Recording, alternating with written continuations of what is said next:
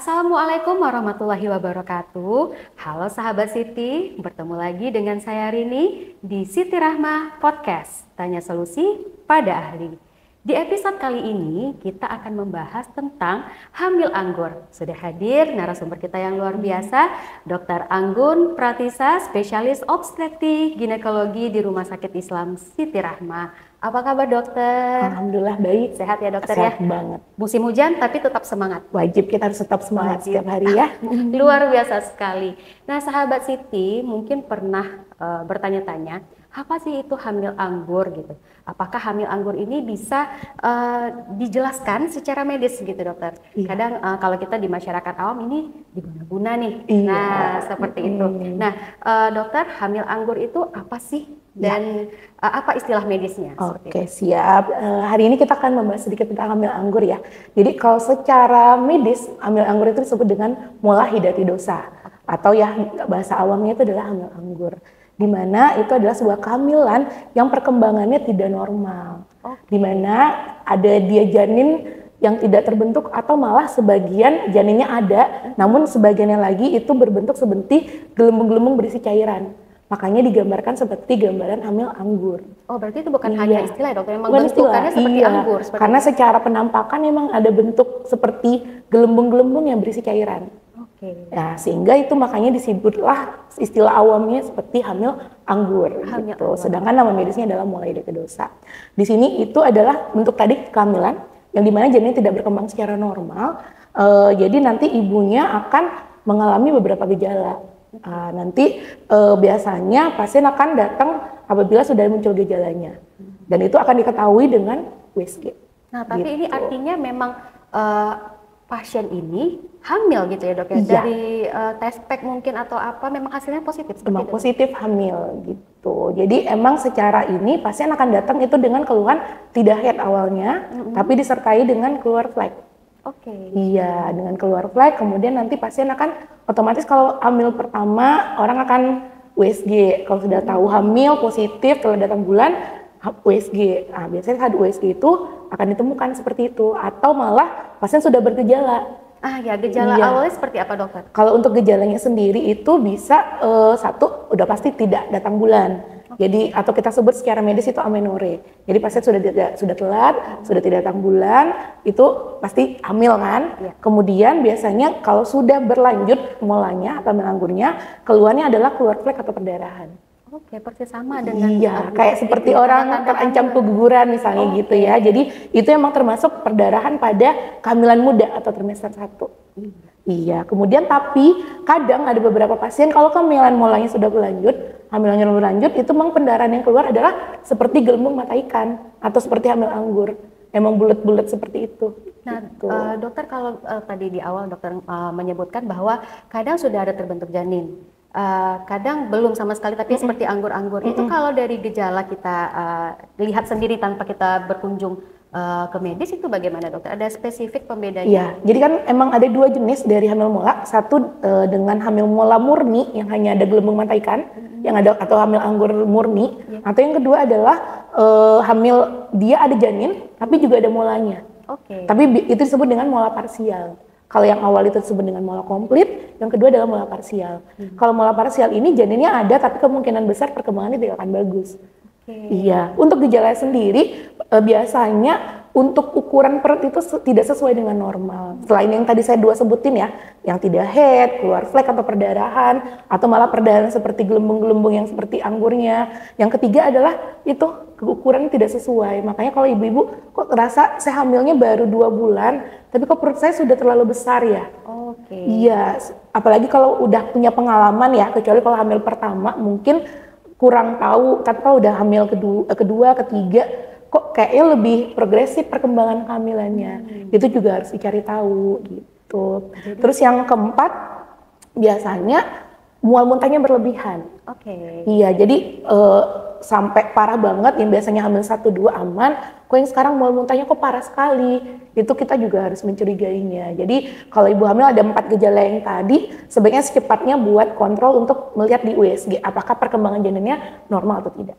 Nah dokter, kalau untuk tadi ada jenis yang parsial, ada yang murni gitu ya dokter ya, itu plasenta juga sudah terbentuk dok, atau bagaimana? Oh, kalau untuk plasenta sendiri, sebenarnya kan memang secara teori itu dia adalah degenerasi dari sel-sel yang nantinya akan membentuk plasenta. Sedangkan pada awal kehamilan itu plasenta kan memang belum terbentuk sempurna, baru mulai ada penanaman. Nah, disitulah nanti ketika dia hamilnya tidak normal, tidak berkembang, itulah yang berubah menjadi amil anggur itu atau degenerasi hidropik kita sebut, berisi cairan-cairan gitu. Jadi kita bisa simpulkan kalau mola hidatidosa ini juga seperti keganasan atau tumor dokter?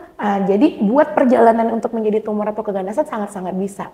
Sangat-sangat bisa. Iya, makanya kita perlu menyingkirkan dulu lebih awal. Yang pertama itu kita harus tadi memastikan memang dia mola atau tidak. Yang kedua kita harus mencek samanya kadar beta-HCG. Beta-HCG itu adalah hormon yang ditimbulkan pada saat kehamilan. Dimana kalau misalnya kita test pack itu garis 2 itu karena ada beta-HCG. Oke, berarti ini pemeriksaan labor Pemeriksaan ya? labor. Ya, tapi beta-HCG pada mola itu jumlahnya berkali-kali lipat. Ketika jumlahnya berkali-kali lipat yang membuat sel-sel di dalam yang tadi seperti amil anggur itu berkembangnya pesat, itulah di saat itu akan berusaha berubah menjadi kanker atau tumor. Tapi kalau misalnya cepat diatasin, cepat tahu, itu bisa langsung diatasin sehingga tidak akan menjadi perkembangan lain seperti itu. Nah dokter, yang menjadi pertanyaan yang sangat ini ya dokter ya, apa sih gitu dok pemicu hamil anggur ini? Oh iya, gitu ya. pasti pengen tahu ya. Nah apa saja faktor risikonya gitu dokter, Iya. supaya kita secara dini bisa mencegah gitu ya dokter ya? Untuk faktor risikonya sebenarnya multifaktorial, banyak sekali. Tapi secara teori itu kan terjadi akibat sperma itu membuahi indung telur yang kosong. Atau malah satu indung telur normal dibuahi oleh 2 sperma. Sehingga nanti hasil perkembangan janin yang terbentuk tidak normal karena kromosomnya berbeda. Misalnya kalau dia kosong dibuahi sama sperma, kromosom ibunya tidak ada, dibuahi sama sperma, berarti kan nanti jumlahnya tidak normal. Tidak normal. Atau malah satu satu indung telur dibuahi 2 sperma, jumlah kromosom mendasar juga tidak akan normal. Nah, itu biasanya berhubungan dengan kenapa terjadi kayak gitu multifaktorial. Yang pertama itu bisa berhubungan sama dengan kekurangan mikro dan makronutrisi. Oke, Terutama faktor makanan ya gitu ya? Makanan, terutama asam folat. Makanya perlulah ibu hamil meskipun belum hamil kita sudah harus mempersiapkan dengan minum asam folat rutin. Apalagi dengan pola hidup yang makannya kurang bagus, ya, betul. Kurang makan sayur, kurang makan buah, tidak 4 sehat 5 sempurna misalnya. Dengan kita aktivitas yang sibuk, kita butuh tambahan makro dan mikronutrien dari luar. Nah makanya persiapan itu penting untuk kehamilan. Betul. Itu faktor yang pertama. Yang kedua, biasanya juga sering terjadi pada orang-orang yang sudah banyak anak. Oke. Jadi udah multiparitas kita sebutnya. Jadi dia sudah hamil berulang kali, otomatis jumlah cadangan makro dan mikronutrien dalam tubuh juga udah kurang. Jadi juga bisa menyebabkan seperti itu. Terus yang ketiga, pada hamil terlalu muda.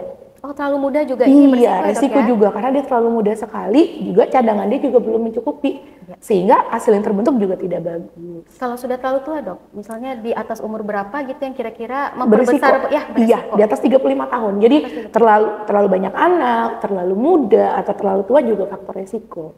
Iya, dan yang terakhir salah satunya juga ada faktor genetik. Jadi kalau misalnya ada di keluarganya yang memang udah riwayat mola, ada kemungkinan di dia apabila dia membawa emang kelainan kromosom tertentu. Oke, apabila genetik itu diturunkan, misalnya ibu dulu pernah mola, kemungkinan kita juga bisa. kemungkinan bisa ya dokter. Bisa. Nah, kalau misalnya dokter di kehamilan pertama pernah mola nih, kan misalnya sudah dituntaskan, sudah dilakukan tindakan medis, seperti sudah aman lah gitu ya dok. Apakah mungkin berpeluang di kehamilan kedua dokter? Otomatis iya, makanya kita pada mola kita akan menjarakkan kehamilan. Biasanya antara kejadian mola sama berikut itu minimal setahun. Minimal setahun ya Dia tidak boleh terlalu dekat karena kejadiannya akan mungkin terjadi. Makanya kita harus memperbaiki dulu kemungkinan faktor-faktorial tadi. Misalnya salah satunya dengan kekurangan asam folat. Jadi dalam setahun itu kita perbaiki asam folatnya sehingga kemungkinan hamil berikutnya akan lebih bagus. Berarti artinya jarak 1 tahun itu bukan sekedar kosong atau menjarakkan saja dokter, tapi ada tindakan-tindakan medis atau pendekatan gizi untuk menghasilkan kehamilan berikutnya tidak seperti ini lagi. Oke. Nah dokter, apakah hamil anggur ini bisa dicegah sekalipun mungkin ada peluang gitu dari faktor riwayat keturunan gitu ya dokter? Apakah bisa dicegah? Ya, tadi sesuai dengan multifaktorial yang kita omongin tadi, terutama dengan berhubungan dengan makro dan mikronutrien. Jadi kalau misalnya ibu hamil itu sudah siap, bukan hanya mental doang, fisiknya juga udah harus siap, sehingga kalau misalnya seandainya hamil, insya Allah kehamilan akan bagus. Jadi ada persiapan dalam gizi, itu yang terutama. Yang kedua, ya jangan hamil terlalu muda, di bawah misalnya 17 tahun, atau sudah di atas 35 tahun. Meskipun seandainya hamil harus dalam pengawasan ketat dokter dan harus dipastikan hamil itu saat trimester 1 adalah kehamilan normal. Makanya tadi saya balik lagi ke awal, ketika sudah hamil, telat, positif garis 2 sebaiknya langsung di USG. Karena di USG itu akan kelihatan apakah ini kehamilan akan cenderung menuju normal atau akan ada kelainan. Karena pada mola pun sendiri USG itu adalah sebagai standar gold-nya sebenarnya. Berarti akhirnya perlu ada pemeriksaan penunjang lainnya ya dokter untuk menegakkan diagnosa tadi. Jadi standar gold pemeriksaannya pastinya ini USG benar mola adalah di USG dulu. Nanti seperti pertanyaannya Rini tadi, apakah dia kecenderungan akan menjadi ganas atau enggak, baru kita cek kadar beta HCG. Iya. Nah dokter, kalau misalnya sudah mola seperti itu ya, biasanya bagaimana tindakan medis apa gitu yang dilakukan oleh dokter kalau seandainya penderita mola ini konsultasi dokter? Ya, jadi kalau untuk mola sendiri setelah kita tegakkan diagnosa itu benar-benar mola dan kemudian kita konfirmasi dengan pemeriksaan beta HCG apakah hasilnya terlalu tinggi atau tidak, yang kita lakukan kalau misalnya hasilnya masih dalam batas wajar, tidak kecenderungan keganasan, adalah kita lakukan kuretase. Tapi berbeda dengan kuretase yang biasa kita lakukan. Di sini kita melakukan biasanya kuretase dengan aspirasi, dengan disedot. Iya, kalau biasa kan kita melakukan kuretase tajam, jadi kita kuret dengan sendok kuret. Kalau ini biasanya kita kombinasikan dengan disedot. Karena kita khawatirkan dengan adanya perlukaan dengan tajam, yang gelembung-gelembung tadi itu bisa masuk ke dalam pembuluh darah, malah menimbulkan komplikasi. Jadi emang tidak bisa sembarangan untuk penanganan mola. Misalnya ada orang udah kena mola, terus hanya pengen minum obat saja buat keluar molanya, itu otomatis tidak akan bisa. Berarti tidak bisa hanya terapi obat ya dokter? Terapi obat tidak bisa. Selain kuretase, ada lagi mungkin dokter? Kalau emang ternyata kecenderungan keganasan, ada kemungkinan bisa sampai pengangkatan rahim. Iya, karena kalau emang dari pemeriksaannya itu mencurigai arahnya keganasan. Tentu ini sangat tidak diinginkan ya, sahabat Siti. Kemudian dokter, kalau seandainya sudah diangkat ya, atau misal sudah dilakukan kuretase, apakah ada terapi lanjutan atau mungkin perawatannya gitu dokter? Iya, kalau misalnya pada hanya mola biasa yang tidak cenderung keganasan, yang itu tadi kita akan tidak mengizinkan pasien untuk hamil lagi dalam jarak setahun. Biasanya kita akan merekomendasikan pemakaian KB hormonal. Pada mola tidak boleh digunakan KB IUD. Begitu ya dokter? Iya, atau spiral kita sebutnya ya. Biasanya kita KB hormonal selama setahun, dan kita tadi itu memperbaiki gizi ibunya. Kemudian yang penting juga dipantau adalah kadar beta HCG. Beta HCG-nya turunnya bagaimana? Kalau misalnya kecenderungan turunnya bagus, makin lama makin turun, itu insya Allah akan aman. Tapi kalau misalnya beta HCG tetap tinggi, turunnya lama, itu yang kita curigai adalah keganasan. Iya. Dokter, mungkin satu lagi nih, sebelum kita conclusion ya, sahabat Siti, kista dan mola, samakah dokter? Beda. Beda? Kalau kista itu adalah suatu bentuk kelainan yang terjadi di indung telur. Sedangkan mola itu adalah kehamilan yang tidak berkembang normal dan itu berada di dalam rahim. Kalau kista itu bukan kehamilan. Kalau kista itu emang ada kelainan yang terjadi pada indung telur, sehingga indung telurnya membesar, berisi cairan, jadinya penyakit tumor. Kista itu ada tumor pada indung telur. Sedangkan mola ini adalah kehamilan, dia merupakan bentuk hasil konsepsi, tapi yang perkembangannya tidak normal. Sehingga menimbulkan gejala-gejala yang tadi, dan bisa sampai fatalnya adalah bisa jadi keganasan atau jadi kanker. Nah sahabat Siti, para pejuang garis 2 ya dokter ya, jangan lupa untuk menjaga kesehatan dengan menjaga gizi ya, terutama kepada perempuan yang usia produktif untuk mengkonsumsi asam folat lebih awal tidak masalah ya dokter tidak ya, masalah. Bukan hanya pada program hamil saja ya dokter ya. Meskipun belum menikah, untuk pranikah pun tidak ada masalah untuk mengkonsumsi asam folat dan tidak akan menimbulkan kerugian dan efek samping apapun. Ya, betul sekali. Dan apabila sahabat Siti mengalami gejala-gejala yang sudah dijelaskan oleh dokter kita tadi, jangan ragu untuk segera berkunjung ke fasilitas pelayanan kesehatan terdekat untuk berkonsultasi tentang kondisi Anda. Karena hal ini hanya bisa diatasi dengan tindakan-tindakan medis seperti yang sudah disampaikan dokter Anggun tadi. Terima kasih banyak dokter, Sama-sama. penjelasannya tentang mola ini kita sangat tercerahkan sekali. Terima kasih sahabat Siti, kita berjumpa lagi di episode selanjutnya. Jangan lupa like, share, dan subscribe video ini sebanyak-banyaknya. Assalamualaikum warahmatullahi wabarakatuh.